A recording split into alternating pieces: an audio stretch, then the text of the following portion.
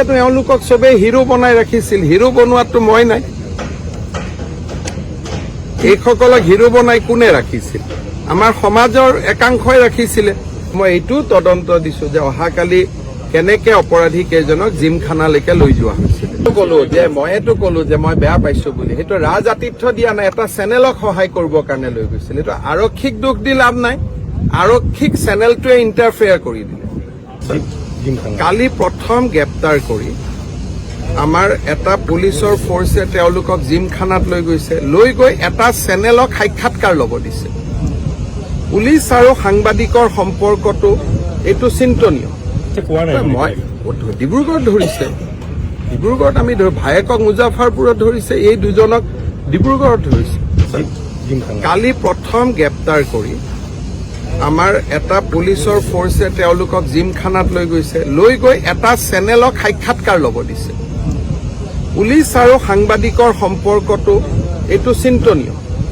অসমত ট্ৰেডিং কেলেংকাৰীৰো তদন্ত চলিব, সোণাপুৰতো উচ্ছেদ চলিব। ইয়াত এটাৰ পিছত এটা ধৰণৰ বস্তু নাই যে এটা তল পৰিলে আনটো হ'ব। ট্ৰেডিং কেলেংকাৰীটো কোনে ধৰিছে? ময়েতো ধৰাইছো। মোক টকা দিব হওঁতে সন্দেহ হওঁতেতো মই ধৰিলো। কিন্তু গোটেইটো কেলেংকাৰীটো মইহে ধৰিলো, বেলেগেতো ধৰা নাছিলে। গতিকে এতিয়া ধৰা মানুহজনকে আক্ৰমণ কৰিলে তাৰ মানে কি? অপৰাধীক আমি সাহস দিব খুজিছো যে তোক মুখ্যমন্ত্ৰীয়ে ধৰিছে, গতিকে আমি মুখ্যমন্ত্ৰীকে ধৰি দিম। এইটোৰ মিনিংটো কি? যিজন মানুহে গোটেই ঘটনাটো পোহৰত আনিলে তেওঁকে গালি গালাজ কৰা মানে ইনডাইৰেক্টলি অপৰাধী কেইজনক ভিটামিন দিয়া হ'ল নে নাই? এতিয়াতো আপোনালোকে জানে চেনেলবিলাকত বা বিভিন্ন ইউটিউব এওঁলোকৰ ওপৰত পডকাষ্ট হৈছে, এওঁলোকক হিৰো বনাই আছিলে। মইতো দেখা নাছিলো। যেতিয়ালৈকে মোক 1 কোটি টকা দিব অহা নাছিল, মোক মানে ৰিলিফ ফাণ্ডত, তেতিয়ালৈকেতো এওঁলোকক চবেই হিৰো বনাই ৰাখিছিল। হিৰো বনোৱাটো মই নাই। এইসকলক হিৰো বনাই কোনে ৰাখিছিল? আমাৰ সমাজৰ একাংশই ৰাখিছিলে। গতিকে এতিয়া আৰু এইটো পলিটিকেল কৰি মোক গালি গালাজ কৰি কি লাভ আছে? মইতো চবকে ধৰুৱাইছো। আৰু মই এইটো তদন্ত দিছো যে অহাকালি কেনেকে অপৰাধী কেইজনক জিমখানালৈকে লৈ যোৱা হৈছিল। তেওঁলোকক আমি এৰেষ্ট কৰিছো। পোনে পোনে লৈ যাব লাগে থানাত।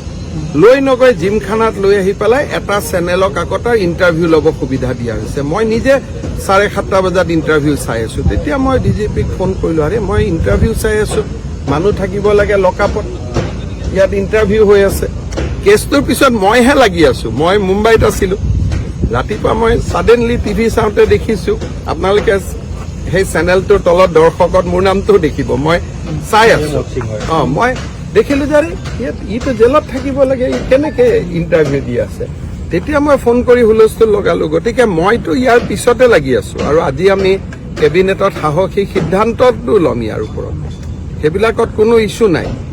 গোটেই কথাবিলাকৰ মাজত আপোনালোকে ক'ৰবাত সোমাই আছে, কোনোবা ইউটিউব, কোনোবা চেনেল। ঝামেলাটো আপোনালোকৰ পৰাই আহেগৈ, ঝামেলাটো মোৰ পৰাতো নাহে।